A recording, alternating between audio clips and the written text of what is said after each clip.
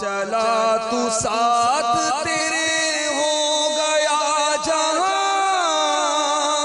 تنہا چلا تو ساتھ تیرے ہو گیا جہاں، تیرا کلام ہے الیاس قادری، میٹھا تیرا کلام ہے الیاس قادری۔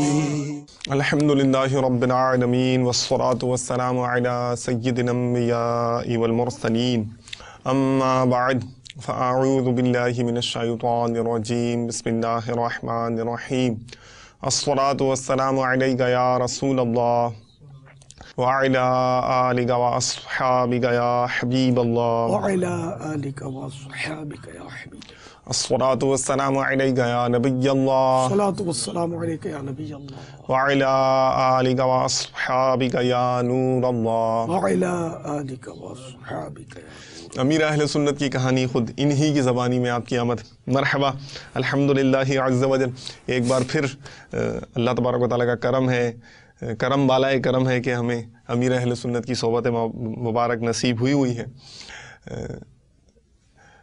دنیا میں یہ دیکھا گیا ہے کہ جو سیرت پر لکھی جانے والی کتابیں ہوتی ہیں، بایوگرافیز ہوتی ہیں، یہ زیادہ پڑھی جاتی ہیں، بیسٹ سیلر میں بھی ان کا شمار ہوتا ہے۔ ایک ریزن یہ بھی لکھی گئی ہے، بتائی گئی ہے کہ اس سے لوگ انسپریشن لیتے ہیں اور دیکھتے ہیں، جاننا چاہتے ہیں کہ کسی شخص کی زندگی میں کیا واقعات بیتے اور سکسیس کے لیے، کامیابی کے لیے کون سے کلیے ہیں، کون سے فارمولے ہیں جو انہوں نے اپنی زندگی میں بروئے کار لائے ہیں، امپلیمنٹ کیے ہیں۔ تو جو جس فیلڈ سے وابستہ ہوتا ہے عموماً اسی سے متعلق بایوگرافیز کو سلیکٹ کرتا ہے پڑھنے کے لیے، جو وہ پڑھتے ہیں، جو مطالعہ کرتے ہیں۔ تو جو آخرت کی تیاری کرنا چاہے، تو آخرت کے حوالے سے زیادہ نیکیاں کمانا چاہے، تو اسے چاہیے کہ کسی ایسے شخص کی زندگی کے واقعات کو مطالعہ کرے کہ جو آخرت کی تیاری کے معاملے میں خوب زیادہ سرگرم ہے۔ تو الحمدللہ نیت ہے، یہ نیت بھی پیش نظر ہے کہ امیر اہل سنت سے ہم سوالات کریں اور یہ ہمیں حکمت بھرے جوابات عطا فرمائیں، تاکہ ہمارے دلوں میں بھی عمل اور علم کے حصول کا جذبہ پیدا ہو اور ہم بھی اپنی آخرت کی تیاری کے لیے سرگرم ہو جائیں۔ سلسلے میں آمد مرحبا۔ ماشاء اللہ، اجازت ہو تو سوالات آپ کی خدمت میں پیش کیے جائیں۔ لبیک۔ ماشاء اللہ۔ اس سے پہلے کہ سوال ہم کریں تو یہاں ہم سلسلے میں جیسے آیا ہوں، آپ نے پچھلے سلسلوں میں بھی فرمایا تھا کہ آپ جب یہاں آتے ہیں تو چلتے ہوئے نیتیں کرتے ہوئے آپ آتے ہیں۔ تو پہلا سوال تو یہی ہو جانا چاہیے کہ کیا کیا نیتیں ہمارے پیش نظر ہونی چاہیے اور کس طرح سے ہم اس عمل سے، اپنی ایکٹیویٹی سے ثواب آخرت بڑھا سکتے ہیں نیتیں کر کے۔ جزاک اللہ۔ تو امید ہے آپ نے وہ جو درود و سلام، حمد و صلات وغیرہ پڑھا، اس کی نیتیں کر ہی لی ہوں گی۔ اب جواب دینے کی نوبت آئی، میں بھی درود و سلام پڑھوں، تو میں نے یہ نیت کی کہ اللہ تعالیٰ کا حکم ہے درود و سلام پڑھنے کا، قرآنی آیت ہے نا، تو میں اس پر عمل کر رہا ہوں اور آواز سے اس لیے دے رہا ہوں تاکہ جو پڑھا رہے ہیں ان کی دل جوئی بھی ہو ساتھ میں۔ سبحان اللہ۔ اور جب میں بیٹھنے لگا تو یہ نیت کی کہ میں کعبے کی طرف رخ کر کے بیٹھوں گا اتباع سنت میں، اور بکرے کے چمڑے پر بیٹھوں گا کہ اس سے انکساری حاصل ہو، کیونکہ حاصل ہوتی ہے اس سے انکساری انشاءاللہ۔ اچھا، مزید یہ کہ امر بالمعروف کروں گا، نیکی کی دعوت دوں گا، برائی سے منع کروں گا، مدنی چینل کی زینت میں اضافے کا باعث بنوں گا، ناظرین کی تعداد بڑھنے کا سبب بنوں گا انشاءاللہ عز و جل۔ اخلاص پیش نظر رکھوں گا، ایسی بات بیان کرنے سے بچوں گا جس کا دل تائید نہیں کرتا ہوگا کہ وہ بات یعنی غلط ہو جائے یا ناجائز مبالغے میں جا پہنچے، اس طرح کی باتوں سے اجتناب کروں گا۔ پاپا، دل پر نظر رکھنا اور اس طرف بولنا، جی ہاں، اپنے دل پر نظر رکھنا بہت ضروری ہے کہ آیا دل ان باتوں کی تائید کر بھی رہا یا نہیں۔ تو پاپا کوئی ایسا نسخہ فارمولا ہے کہ دل پر نسخہ جو نظر رکھنے کے لیے، اس صلاحیت کو بڑھانے کے لیے کیا کیا جائے؟ یہی کہ جو یہ بول رہا ہے یعنی یہ اس لیے تو نہیں بول رہا کہ لوگوں کے دلوں میں اپنا مقام بن جائے, ریا کے لیے تو نہیں بول رہا, حب جاہ کے لیے تو نہیں بول رہا, اللہ کے لیے بول رہا ہے تو بولے, ورنہ چپ ہو جائے. جیسے اپنے منہ تعریف کرنا اپنی, تو دونوں صورتیں کہ یا تو وہ حب جاہ میں بول رہا ہے, ریاکاری کے لیے بول رہا ہے. حب جاہ ریاکاری الگ الگ ہے, حب جاہ مذموم ہے اور ریاکاری حرام اور گناہ کبیرہ ہے. مگر حب جاہ جو ہے نا, ریاکاری کا یوں کہہ سکتے ہیں اپنے جیسا کہ مین انٹرنس ہے, تو حب جاہ کے بعد وہ سیدھا گرتا ہے جا کے ریاکاری میں بندہ, امکان ہوتا ہے. اس لیے یہ اس کی مذمت کافی ہے روایتوں میں.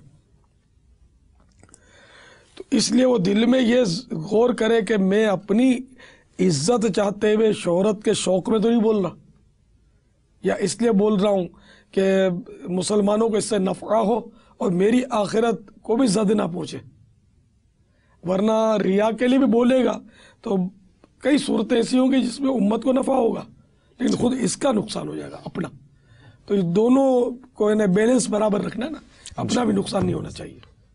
تو اس لیے دل پر نظر رکھوں گا, دل کے اخلاص پر توجہ رکھوں گا انشاءاللہ تعالی. اور بے جا مبالغہ نہیں کروں گا, غیر ضروری الفاظ سے اجتناب کروں گا, فضول الفاظ سے اجتناب کروں گا انشاءاللہ عز و جل. باپا اگر اجازت ہو تو جو سوالات تیار ہوئے اور ضرورتاً جو بیچ میں نیتیں یاد آئیں گی وہ بھی کر لوں گا موقع محل کے حساب سے. باپا آپ کی اپنی پرسنل جو آپ کے ساتھ ایونٹس گزرتے ہیں, ان سے ریلیٹڈ کوئی واقعہ بتائیے. کہ میں کوئی الگ سے مخلوق تو ہوں نہیں, میں بھی آپ ہی کے اندر کا ہی ہوں, انسان ہی ہوں. تو مجھے بھی ان مواقع پر خوشیاں حاصل ہوتی ہیں, اچھی چیز سامنے آتی ہے تو بھی خوشی ہوتی ہے, جی بھی چاہتا ہے لذیذ چیز کھانے کو, وہ دیکھ کر بھی خوشی ہوتی ہے کہ میری پسند کی غذا آ گئی. انڈر اسٹوڈ مطلب تو خوشی ہوتی ہے. اب اس میں وہ آدمی جھوٹ بولے کہ نہیں میں تو بالکل دنیا سے لا تعلق ہوں. کسی نے مجھ سے کہا کہ آپ تو موت سے نہیں ڈرتے نا, میں نے کہا میں تو موت سے ڈرتا ہوں, ماشاءاللہ میں تو موت سے ڈرتا ہوں, اتنے حارسین رکھے ہوئے. اب میں بول دوں نہیں میں کسی کے باپ سے نہیں ڈرتا, اور دل میں یہ کہ بلی میاؤں کرے تو مطلب کانپ جاتا ہو, تو یہ تو جھوٹ ہے نا. اب میں نے کہہ دیا کہ میں ڈرتا ہوں تو اس نے میرا کیا بگاڑ لیا, یا کیا بدنام کیا کہ الیاس ڈرپوک ہے. یہ تو کہنے ذرا کہ وہ کتنا ڈرتا ہے, پھر وہ بھی دنیا دیکھتی ہوگی. تو جھوٹ نہیں بولنا چاہیے. جو بولتے ہیں کہ ہم کسی سے نہیں ڈرتے, وہ ذرا سوچ لیا کریں کہ ایسا ہوتا نہیں, ہر ایک دوسرے سے ڈرتا ہے, سیر کے اوپر سوا سیر ہوتا ہی ہوتا ہے. ٹھیک. باپا جان کبھی ایسا ہوا ہے کہ کوئی ایسا غریب اسلامی بھائی آپ کے سامنے ہوا ہو, یا اس کی کوئی ایسی پرابلم یا ایشو آپ کے سامنے آیا ہو اور آپ کا دل بھر آیا ہو, کوئی ایسا انسیڈنٹ یاد پڑتا ہے؟ کیونکہ آپ یہ کہتے ہیں کہ, اور دیکھنے والے دیکھتے بھی ہوں گے کہ حساس تو طبیعت ہیں آپ, حساس طبیعت. تو یہ ایک آدھ بار نہیں ہوتا نا ایسا, یہ تو بارہا ایسا ہوتا ہے. اچھا. کہ اس طرح کے واقعات آتے ہیں, جیسے کہ خصوصاً جب کسی مریض کا پتہ چلتا ہے جی جی کہ اس کے پاس علاج کے لیے پیسے نہیں ہیں, تو واقعی دل پر عجیب ایک رنج طاری ہوتا ہے, کیا کیا جائے. جیسے کہ ایک اسلامی بھائی نے لکھا کہ میری ماں کو کینسر ہے اور اس کے 50,000 روپے کے ایک انجیکشن لگتا ہے, 6 انجیکشن لگیں گے, اور وہ فلاں گورنمنٹ کے ہاسپٹل پر جاتی ہے, جی جی باہر بیٹھ کر انتظار کر کے واپس آ جاتی ہے, انجیکشن نہیں لگاتے اس کو, نہ ہمارے پاس اتنے پیسے کہ ہم لگوائیں. تو ظاہر ہے کہ بڑا دل کو وہ درد ہوا کہ بیچاری کیسے, کتنا ان کو صدمہ ہوتا ہوگا. ایک تو کینسر کا مرض, پھر یہ کہ وہ انجیکشن آتے ہیں ہمارے گورنمنٹ کے اسپتالوں میں, تو بعض جگہ سے افسر ہوتے ہیں بددیانت, تو وہ کھا پی جاتے, بیچ دیتے, اور مریضوں کو وہ نہیں پہنچتے. تو اس طرح یہ کہ یاد رہ گیا واقعہ کہ واقعی وہ بیچارے کیسے مظلوم لوگ ہوں گے, کتنا صدمہ ان کو ہوتا ہوگا. اسی طرح کئی بار ایسا ہوتا ہے کہ غربت کی وجہ سے بیچارے کوئی چیز خرید نہیں سکتے, مکان کی تکلیفوں والے ایک سے ایک مطلب بیچارے اپنی فریادیں کرتے ہیں کہ کرایہ بھی دینے کے ہمارے پاس پیسے نہیں ہیں, ہم کیا کریں. مکان مالک دھمکیاں دیتا ہے کہ مکان خالی کرو, اور بالکل ہمارا یہ ہو گیا, یہ مسئلہ ہو گیا, پیسے تھے تو فلاں کھا گیا ہے. اور کھانے پینے کے مطلب سانسیں ہیں. جیسے کہ ابھی پچھلے دنوں بقرعید سے قبل جی جی وہ گوشت فروشوں کا مدنی مشورہ تھا، تو جب ان سے ملاقات کی ترکیب بنی تو ایک اسلامی بھائی اس میں ملے. اب خدا جانے گوشت فروش تھے یا نہ تھے، تو وہ داڑھی والے تھے، تو ان کو ٹوپی بھی تھی، تو امامے کی ترغیب دی. تو بیچارے کہنے لگے کہ بھائی میں امامہ کیسے باندھوں، میں تو فلاں علاقے سے آیا ہوں، کورنگی کا پتہ ہے غالباً، کورنگی سے آیا ہوں، اور میرے پاس تو ٹکٹ بھی نہیں تھی، ورنہ مگر مجھے شوق تھا کہ میں آپ سے ملوں. تو اپنے بچے کی وہ جو مٹی کا وہ جو آتی ہے نا، بھملی بولتے ہیں ہم، کوزا جس میں پیسے اکٹھے کرتے ہیں، میں نے وہ توڑی اور اس میں سے 50 روپے نکالے، اور یوں مطلب میں آنے جانے کے 50 روپے ٹکٹ کے کیے میں نے، آپ کے پاس آیا. امام کے پیسے میرے پاس کہاں. اس نے بیچارے سوال نہیں کیا، ہمارے سمجھانے پر اس نے یہ اپنا درد بیان کیا، تو بڑا دل بھر آیا. میں نے ان کو کہا کہ میں امامہ پہنو گے؟ کیوں نہیں پہنوں گا. تو پھر میں نے وہ اسلامی بھائی کو بولا کہ اس کو دے دو امامہ. پھر وہ امامہ ان کو پیش کر دیا. تو واقعی کچھ دیر کے بعد وہ کسی سے بندھوا کر یا خود باندھ کر وہ سامنے کھڑے تھے اور مسکرا رہے تھے، خوش ہو رہے تھے. تو یہ اس طرح کے اور بھی کبھی کبھی واقعہ سن کر دل جل جاتا ہے. ایک بار ہمارے مجلس تعویذات کے اسلامی بھائی نے بتایا، ذمہ دار نے، کہ ایک بیچارے بزرگ بوڑھے اسلامی بھائی وہ تعویذ لینے آئے فیضان مدینہ. پھر تعویذ لانے کے بعد وہ رات کو یا کسی وقت ان کو دیکھا یہ بیٹھے ہوئے تھے. تو ان سے پوچھا بابا آپ گئے نہیں؟ تو وہ کہنے لگے کہ میں بڑی دور سے آیا ہوں بیٹا، تعویذ لینا ضروری تھا، اور میرے پاس یک طرفہ کرایہ تھا، اب میرے پاس کرایہ نہیں ہے، پیدل چلنے کی ہمت نہیں ہے، تو بیٹا وہ اس طرح کا قصہ سنایا. تو اب میں تاکیدیں کرتا رہتا ہوں اپنی مجلس والوں کو، اسلامی بھائیوں کو کی بھی یہ تاکید کہ دیکھو کوئی بے وقت بھی آئے تعویذ دے دو، بلا وجہ دھکے مت کھلاؤ کہ بابا کل لینا، پرسوں لے جانا، ترسوں لے لینا. ہاتھوں ہاتھ کام کرو. آپ کو نہیں پتا کہ کون کتنی مصیبت سے آپ کے پاس پہنچتا ہے، کام کاج کی چھٹی کر کے بیچارہ کس طرح کرایہ نکالتا ہوگا، کس طرح یہ پہنچتا ہوگا، پھر کس طرح واپس جاتا ہوگا، کتنی تکلیفیں ہوتی ہیں. شہر بڑا ہے، دور دور سے آتے ہیں. اس طرح ہر جگہ کے لیے یہ میری مدنی التجا ہے کہ تعویذات کے جتنے بھی اسلامی بھائی ہیں بستہ ذمہ دار، وہ ہاتھوں ہاتھ کم کر دے. پلیٹ دینی ہو، کچھ بھی دینا ہو، ان کو پینے کا تعویذ ختم ہو گیا ہے، خود ابھی بناؤ اور ان کو دے دو. تعویذ ختم ہو گیا ابھی لکھو، ان کو دے دو. ان کو دھکے مت کھلاؤ. ان بیچاروں کے پاس اتنا وقت نہیں ہوتا. جیسے ڈاکٹر جو کرتے ہیں، وہ ہم ڈاکٹر تو نہیں ہے نا بھائی، 2 مہینے کے بعد ہمارا 2 مہینے تک کوئی خالی نہیں ہے، 1 مہینے تک کوئی خالی نہیں ہے. تو کیا یہ پروفیشن کا ایک انداز ہے کہ 1 مہینے 2 مہینے کے بعد تاریخ ملے گی نا تو مریض پر امپریشن پڑے گا، ڈاکٹر صاحب بہت بڑے ڈاکٹر ہیں اور بہت مصروف ہیں، حالانکہ وہ گپے مار رہے ہوتے ہیں. آپ کو کیا پتا کیا مصروفیت. تو یہ سب کا نہیں کہہ رہا، مطلب جنرل بات کر رہا ہوں کہ یہ ترکیب ہوتی ہے گاہکوں پر امپریشن ڈالنے کی. اور پھر کوئی سورسفل آدمی چلے جائے تو ہاتھوں ہاتھ اس کو دیکھ لیتے ہیں.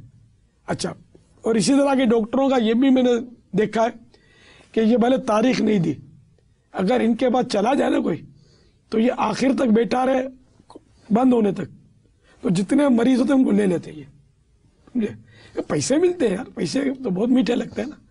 تو یہ اس طرح کرتے ہیں ڈاکٹر لوگ. ہم وہ ڈاکٹر نہیں ہیں جو مریضوں کو دھکے کھلاتے رہے، پریشان کریں. ہمیں پیسے تو ان سے لیتے نہیں، ہم فی سبیل اللہ کرتے ہیں. تو ایسا کرو کہ ان کی دل جوئی صحیح معنوں میں ہو اور آپ کو ثواب کا ذخیرہ زیادہ زیادہ ہاتھ میں آئے. اور یہ میں سب ڈاکٹروں کو بھی عرض کروں گا کہ اس طرح اپنا نقلی امیج مت بنائیں. نقلی امیج سے کچھ نہیں بنے گا. رب کو راضی کریں، غریبوں کی خدمت کریں، آقا کی دکھیاری امت کی خدمت کریں. غریبوں کو مفت بھی کبھی کبھی دوا دے دیا کریں، مفت نسخے لکھ دیا کریں.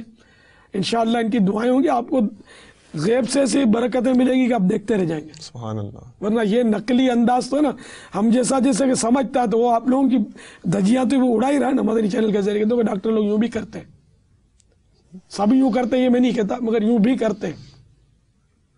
پر ایک سوچ لگے تو اس طرح دھوکہ دینا، جھوٹ بولنا کہ میرے پاس کوئی ٹائم نہیں ہے، سب بک ہے. اگر آپ جھوٹ بولتے ہیں تو یہ بھی تو گناہ ہے نا، حرام اور جہنم میں لے جانے والا کام ہے نا. کیوں ایسا کرتے ہیں؟ جزاک اللہ خیرا. بابا جان اگر ایک آپ یہاں فار ایگزامپل کمرے میں ہیں اور باہر چند لوگ ہوں, کوئی شاہی خاندان سے تعلق رکھنے والا ہو, کوئی نامی گرامی صحافی ہو, میڈیا پرسن ہو, ایک ان میں کوئی بہت مشہور پلیئر ہو, کھلاڑی ہو, دنیا میں اس کی شہرت ہو, ایکٹر بیٹھا ہو, ایک امام صاحب ہیں, اچھا ایک غیر معروف عالم صاحب ہیں, اور ایک سے ملنے کا آپ کے پاس ٹائم ہے اور آپ کے پاس آپشن ہے کہ آپ سلیکٹ کریں, تو آپ کس کو سلیکٹ کریں گے؟ آپ نے وہ عالم کی بھی تو غیر معروف عالم کی تو بات کی ہے نا, اسی پر ڈن کرتے ہیں. ماشاء اللہ. تو وجہ بابا وہ اتنے مشہور شاہی خاندان کے لوگ بھی ہیں اور وہ مشہور میڈیا پرسن بھی ہیں, پلیئر بھی ہیں, اور اس طرح کی جو سیلیبریٹیز ہوتی ہیں تو سم ٹائمز آدھے گھنٹے کسی تقریب میں شرکت کے لیے ڈھیر پیسے لیتی ہیں, تو آپ ایک غیر معروف عالم کو ترجیح دے رہے ہیں.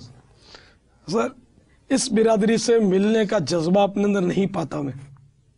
کبھی آج تک کسی صدر یا وزیر اعظم سے میں نے ملاقات نہیں کی. مجھے موقع ملا ہے پھر بھی ملاقات نہیں کی. اچھا, مجھے موقع ملا ہے لیکن میں نے ملاقات نہیں کی. اسی طرح میں عہدوں کے نام لوں گا تو کبھی ایسا ہوگا کہ کوئی سن لے گا کہ ہاں یار میں نے بھی ٹائم کا کہا تھا کہ مجھے ملوا دو, تو ابھی تک ہوئی نہیں ہے, تو یہ یوں کہتا ہے. تو یہ الحمدللہ بعض اوقات بڑے بڑوں کے بھی پیغام ملے ہیں کہ ہم کو ملاقات کرنی ہے, تو میں مسجد رابطہ والوں نے اب مجھے کہنا ہی چھوڑ دیا تنگ آ کر کہ وہ شخصیات مجھے غریبوں میں مزہ آتا ہے, دیوانوں میں مزہ آتا ہے جو مدینہ کرتے ہیں. شخصیات میں یار وہ عموماً شخصیات گپے بہت مارتی ہے. اچھا, یہ تجربہ میرا. وہ بعض اوقات اپنے کارناموں پر کارنامے سنائے جاتے ہیں اور اپنا خون جلتا ہے. ہاں بولتے نہیں بولتی, نہ بولتے بھی نہیں بنتی, تو یہ ہاں میں آ کیسے ملا ہے. تو یہ بعض اوقات یہ بیچارے زمین و آسمان کے قلابے ملاتے ہیں, اپنے کارنامے سناتے ہیں. مجھے اس میں دلچسپی ہوتی نہیں ہے, لیکن سب ایسا نہیں کرتے, ایسا بھی کرتے ہیں بعض, لیکن یہ کہ ان کی دنیاوی منصب کی وجہ سے بس مجھے مزہ نہیں آتا ہے. اس طرح کوئی سرمایہ دار مالداروں سے ملنے میں میرے کو طبعی طور پر بس دلچسپی نہیں ہے. علماء سے ملنے میں علماء اچھے لگتے ہیں مجھے, مولانا اچھے لگتے ہیں, علم دین, کیونکہ جن کے سینوں میں قرآن ہے اور آقا کی حدیث ہیں وہ اچھے لگنے بھی چاہیے. نہ لگے تب بھی اپنے آپ کو ان سے ملنے پر مجبور کرنا چاہیے نفس کو مار کے. تو یہ برکت والے لوگ ہیں اور انہی کے ذریعے دنیا کے نظام چل رہے ہیں, کیونکہ وزیر کو بھی مرنا پڑے گا, جنازہ یہی لوگ پڑھائیں گے. صحیح. ہاں, وزیر اعظم کا جنازہ کوئی صدر نہیں پڑھائے گا, صدر کا جنازہ وزیر اعظم نہیں پڑھائے گا, یہ مولانا لوگ ہی پڑھائیں گے, علماء ہی پڑھائیں گے, انڈرسٹوڈ ہے. تو یہ قیمتی سرمایہ انہی کی برکتوں سے, علماء کی برکتوں سے دین کا نظام چل رہا ہے. سبحان اللہ. ان کی زیارت عبادت ہے. اچھا, عالم کی زیارت عبادت ہے, ماشاء اللہ.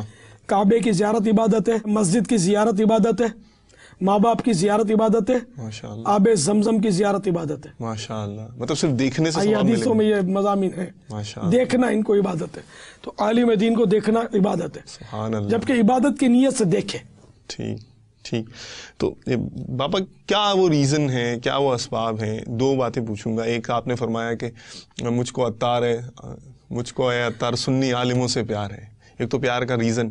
دوسرا پھر آپ کہتے ہیں کہ علماء سے مربوط رہیں. کیا آپ ایسا دیکھتے ہیں کہ علماء سے مربوط رہنے میں کیا ملے گا؟ دونوں باتوں کا اگر آپ جواب عطا فرما دیں. حدیث پاک ہے کہ تو صبح کر اس حال میں کہ تو خود عالم ہو, سبحان اللہ, یا متعلم یعنی طالب علم دین, ٹھیک, یا عالم کی باتیں سننے والا, سبحان اللہ, یا تیرے دل میں عالم سے محبت ہو. پانچواں نہ ہونا کہ الگ ہو جائے گا. اللہ اکبر. ان چاروں میں سے کچھ یعنی یا عالم ہو, یا متعلم یعنی طالب علم دین, یا عالم کی باتیں سننے والا, یا عالم سے محبت کرنے والا. یہ چار میں سے کوئی چیز تیرے دل میں ہو تو صبح اس حال میں کر. ٹھیک.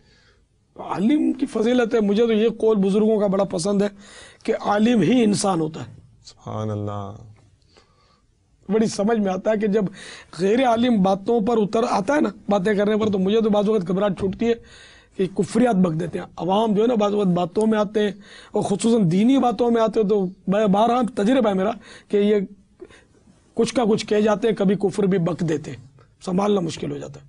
और आलिम ऐसी बात नहीं करेगा, इससे ये मामला नहीं होता। और अगर बोल भी दे तो हम जैसा अगर हिम्मत कर ले तो ये इनकी समझ में जल्दी आ जाएगा। ठीक। कोई सा गैर वाजिबी कालेमा बोल दे समझ में जल्दी आएगा, क्योंकि वो इल्म दीन रखता है। तो उलमा से कुफरियात का सुदूर बहुत मुश्किल है कि हो, अवाम से बहुत होता है। इनसे बातें करने बहुत डर लगता है, अवाम से, अवाम की बैठकों में बैठने से मुझे बहुत डर लगता है कि इनकी बातों में बड़ा मतलब है कि डर लगता है मुझे क्या क्या बोलते होते हैं। अब ये कि बिल्कुल इन्हें वहशत सी होती है। नहीं, वही दीनी हवाले से वो बिल्कुल यानी कि दीनी बातों पर जब आते हैं ना तो घबराहट होती है। बाज़ औक़ात दुनियावी बातों में भी सारा वो दीनी उनसुर आ ही जाता है बातों का। तो इस तरह की बातें करते होते हैं कि समझ से बाहर होती हैं बसा औक़ात। तो वो फिर मदनी फूल जो आपने दिया है उलमा से मरबूत रहने का, उसके पेश नज़र क्या यही हिकमत? उलमा से मरबूत रहेंगे, अलमरउ मअ मन अहब्बा, जो जिससे मोहब्बत रखेगा उसका हश्र उसी के साथ होगा। सुभान अल्लाह अल्लाह। मेरी उलमा अहले सुन्नत के साथ हश्र करे मेरा। आमीन। तो इनसे हम मरबूत रहेंगे तो हम जो भी काम करते हैं वो शरीयत के मुताबिक होगा। इनसे अगर दूर रहेंगे तो हम वो खताएं करते रहेंगे। तो बारह ऐसा होता है कि कभी निगरान शूरा मुझे कोई बात करते हैं ना कि यार इसमें क्या मशवरा आपका, तो बारह कहता हूँ कि यार आप वो शरई रहनुमाई ले लो। सुभान अल्लाह। दारुल इफ्ता अहले सुन्नत अपने पास मौजूद है, फिर अब किस बात का गम यार। तो ये नहीं कि मैं कहूँ तो 20 बार शायद कहा होगा मैंने कि शरई रहनुमाई भाई फुला शरई रहनुमाई ले लो। अच्छा, कल भी कोई हमारी बात हुई थी जी, तो जी, मैंने यही कहा था अगर वो जी, मुफ्ती साहब को भी आप कबूल कर लें और आपके मदनी मशवरे में वो माशाअल्लाह। शामिल कर लें ताकि वो शरई तौर पर आप कोई खता ना खा बैठे। ठीक। तो हमारे पास है अल्हम्दुलिल्लाह मुफ्तियान किराम हैं, दारुल इफ्ता अहले सुन्नत के इस्लामी भाई हैं, मदनी इस्लामी भाई हैं, लेकिन मुफ्ती जो रहनुमाई करता है वो हर मदनी नहीं कर सकता। बापा अगर भूल जाएं, दो बहुत इंपॉर्टेंट क्वेश्चन जहन में भी अचानक आए थे और वो जहन से निकल और गए। रिवायत तो ये है कि दुरूद शरीफ पढ़ने से भूली हुई बात याद आती है। सुभान अल्लाह। सल्लु अलल हबीब सल्लल्लाहु तआला अला मुहम्मद व अला आलिहि व अस्हाबिहि व बारक वसल्लम। इस बायोग्राफी का किताब अमीर अहले सुन्नत की ज़िंदगी की किताब के कुछ बर्क़ हमने उल्टे हैं, लेकिन अभी ये किताब तमाम नहीं हुई। बहुत सारे चैप्टर्स और बहुत सारे वो उन्वानात बाकी रह गए होंगे कि जिस पर अभी हमने सवालात नहीं पूछे। तो इंशाअल्लाह अज़्ज़ा वजल आने वाले ये जो सिलसिला है इसकी अक़सात में आपको उन मौज़ूआत पर भी, उन उन्वानात पर भी सवालात और अमीर अहले सुन्नत के हिकमत भरे जवाबात सुनने को मिलेंगे।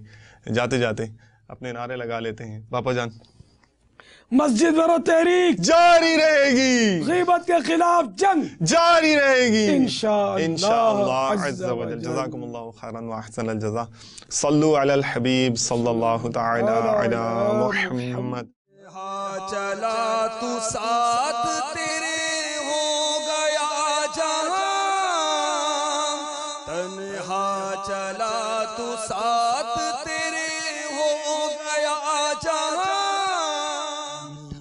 तेरा कलाम है इलियास क़ादरी, मीठा तेरा कलाम है इलियास